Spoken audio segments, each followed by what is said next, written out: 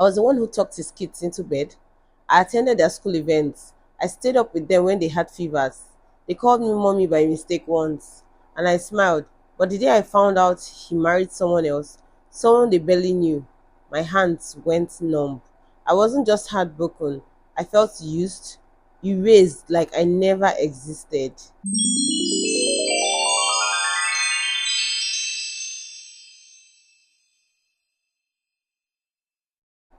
Hey fam, welcome back to my channel. If you're new here, this is a space where I read real life stories and give real life advice. And this story surrounds issues like family pressure, marriage issues, betrayal, heartbreak, name it.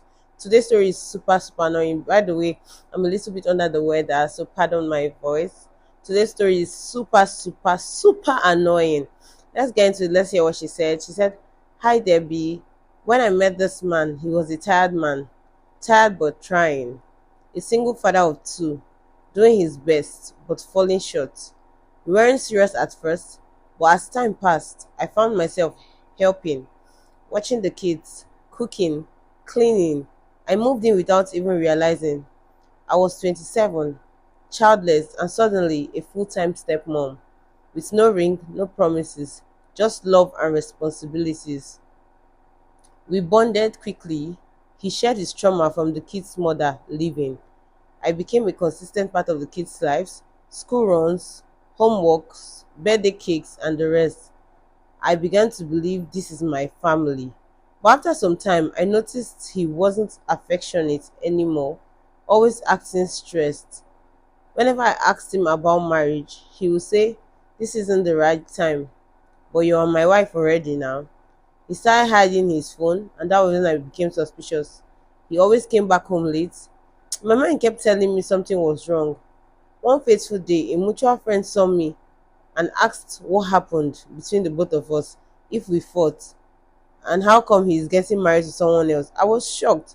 I laughed. I thought it was a joke, but she insisted that he came to their house and gave her husband an invitation for their wedding. I was still shocked and confused at the same time. I had to call him immediately because I couldn't just endure what I had heard.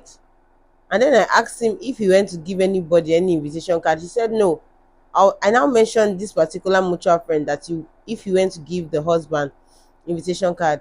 Then he kept quiet for some time and then said yes, that I should have been the first to know that he's sorry he didn't tell me.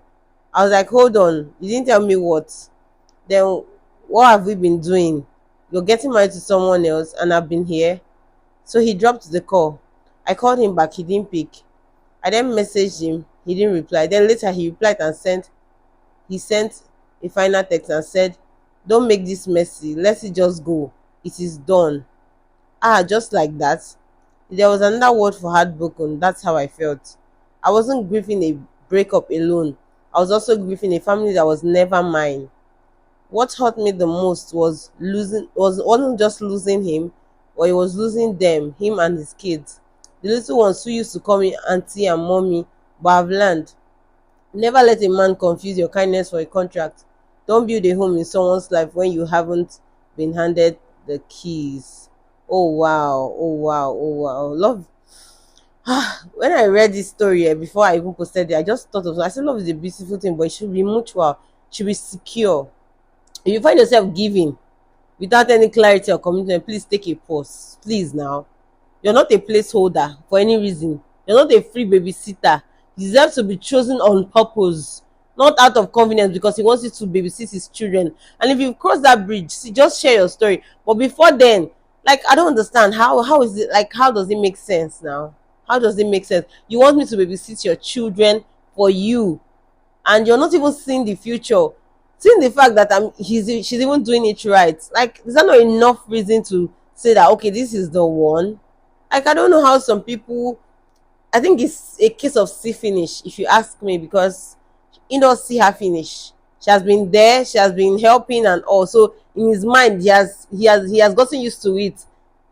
But you were not like this before. You were stressed and all that. Somebody came to help you, and you're. It doesn't make any sense. It does not make any sense. Like when I read the story, I was super annoyed. Like why? Well, without further ado, let's hear your story. Let's hear your thoughts about this story. If you have crossed this bridge, a form of betrayal, heartbreak, just let us know.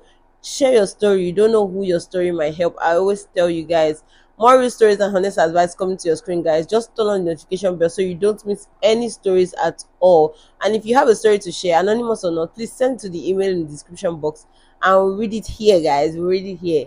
This is Dear Debbie, where every story has a voice. Thanks for watching. See you in the next episode. Bye, guys.